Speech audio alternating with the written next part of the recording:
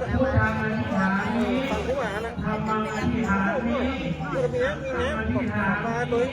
พุทธังอาราธนานังธัมมังอาราธนานังสังฆังอาราธนานังพุทธังบังเกิดธัมมังบังเกิดสังฆังบังเกิดขอให้สิ่งดีๆมงคลดีๆเกิดกับทุกท่านทุกคนด้วยเถิดอธิษฐานนะอธิษฐานแล้วก็ใส่ไม่ต้องรีบนะด้านหลังไม่ต้องรีบสามเณรมีเยอะนะครับประมาณ60 กว่าลูก70 ลูกนะครับเพราะฉะนั้นค่อยๆใส่จะรับบาตรไปจนถึงบริเวณสายถนนที่โบสถ์พระสงฆ์สามเณรที่โบสถ์พระสงฆ์สามเณรวันนี้ท่านโยมผู้น้อยท่านสุธีวัชรบัณฑิตผู้ช่วยเจ้าวาดพระบรมธาตุนอยสุเทพเจ้าวาดพระอินทร์หินสะดือเมืองนำพระสงฆ์วันนี้พระสงฆ์จากวัดพระศรีนะครับสามเณรจากวัดพระศรีพระสงฆ์จากวัดอินทร์หินสะดือเมืองนะครับนำบาตรมาสำนักน้ำด้วยป้าแต่เป็นการด้วยนะครับด้วยกันเพื่อหาใส่น้ำน้องเรียน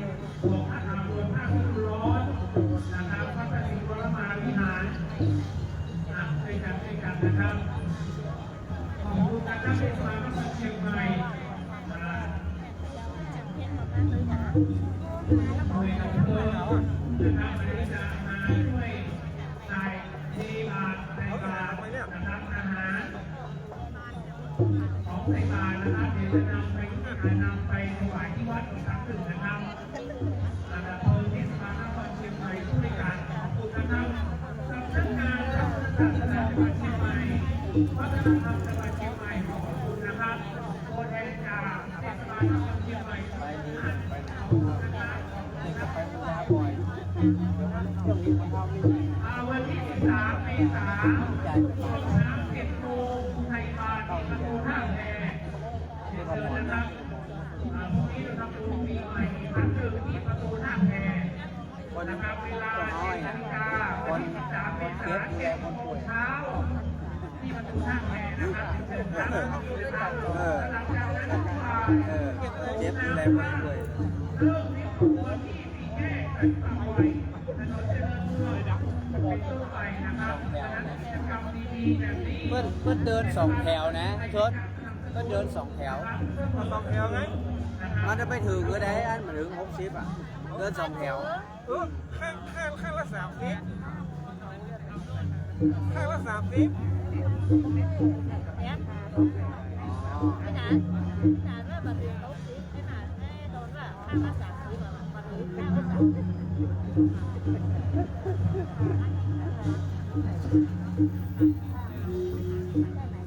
chọc buồn mà hồi thế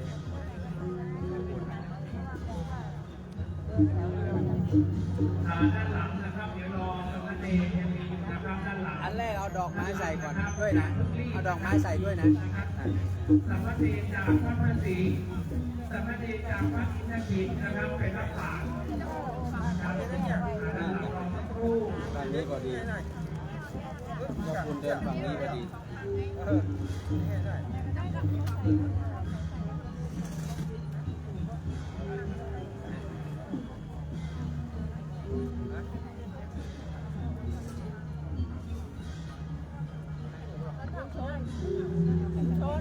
อันนี้ไม่ชมพูใส่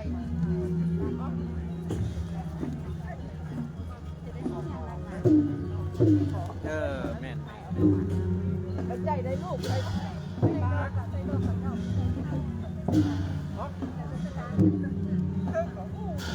อาศัยบาทอาศัยบาท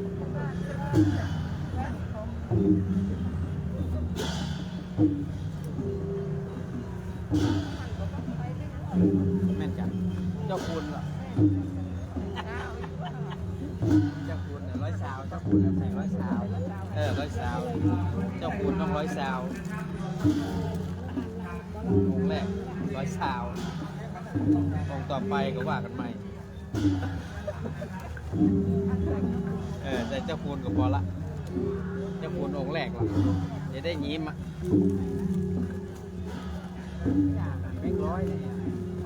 แล้วได้เป็นร้อยเทียนนะน้ำมันนี่ที่เอายิ้มอ่ะ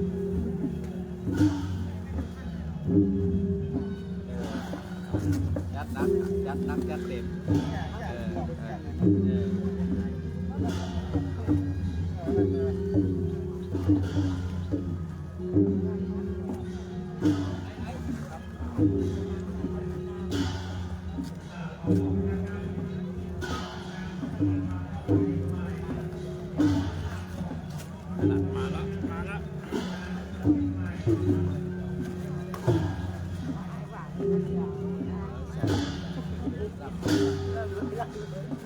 มันจะเป็นชาวแบงค์ร้อยไม่เคยมีนะจะเป็นชาว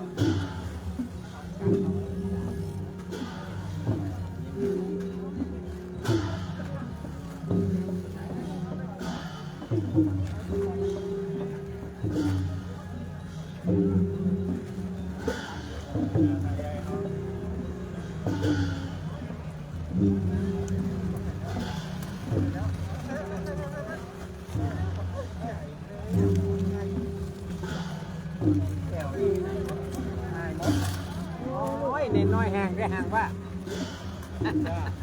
ห่างกันนานถ้าแถวนั้นก็ติดจะมุดกันอีก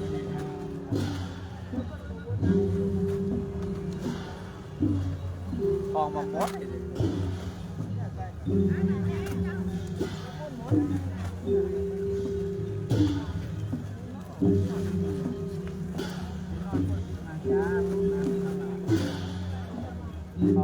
ของเต็มไอ้ตั้งหลังเต็มตั้งหลังเต็ม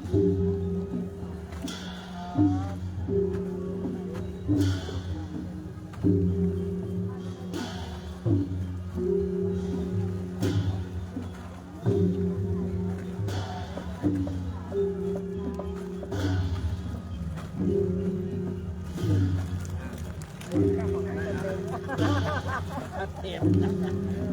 อันนี้มันเต็มเชือกมันเต็มรถมันใหญ่ว่าเก็บบาทมันต้องไปใส่อย่างละต้องใส่ก่อนจ้ะก็ใส่ที่หนังเลยนะให้วางปุ๊บเต็มทันทีเลยครับ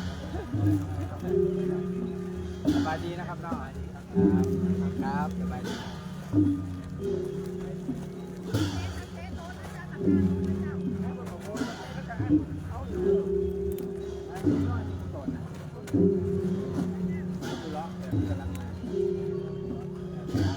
เอายาวอยู่กำลังมาค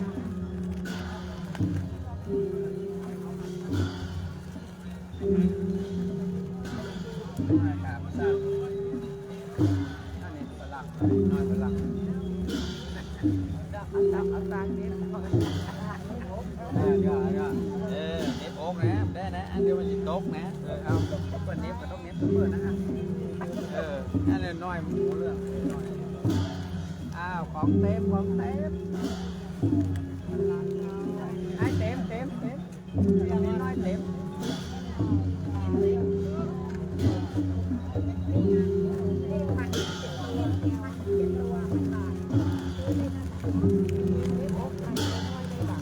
ยังตั้งใจ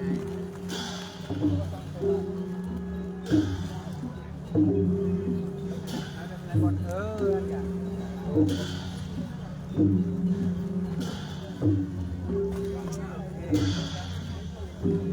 อันนี้น้อยเลยกันแป๊บนึงบ้างเนี่ยใจเย็นครับแป๊บนึงครับตกหายเนาะ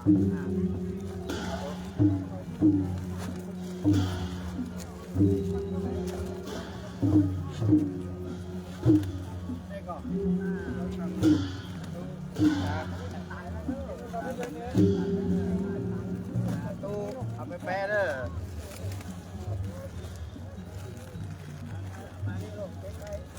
นั่น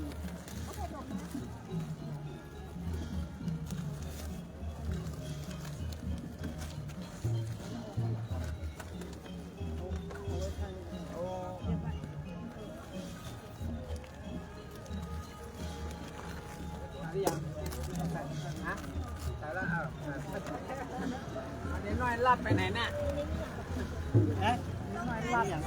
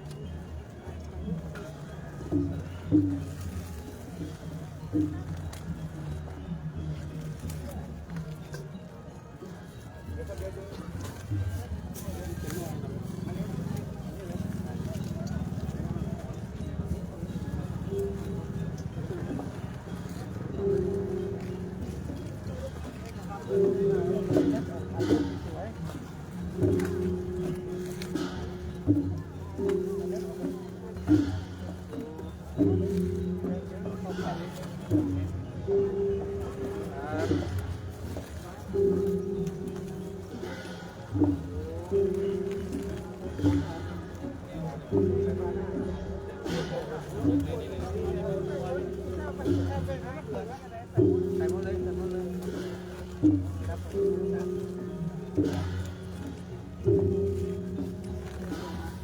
สององค์สุดท้ายรับมาเลย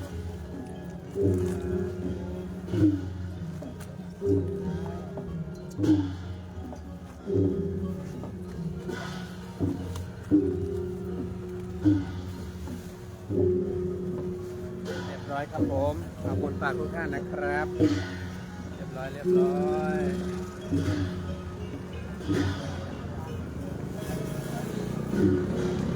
จับพอดีหมดพอดีองค์สุดท้ายพอดีอ่ะจับพอดีว่ะจับก่อนจับพอดีก่อน เจ้าใหญ่มันเป็นนักพูดเนี่ยต้องให้เรือ อันนี้องค์สุดท้ายจับพอดี นายเนาะ ครบชุดพอดี ด้วยเขาเหลือด้วยเนาะ ไม่ครบฮะ ข้างว่าจะแบ่งคือต้นเต่ากับสองข้างนี่หรอก ถ้าเต้าอ่ะ แล้วเต่าก็ ที่ จะ นู่นหมดพอดีอ่ะหมดพอดีอ่ะ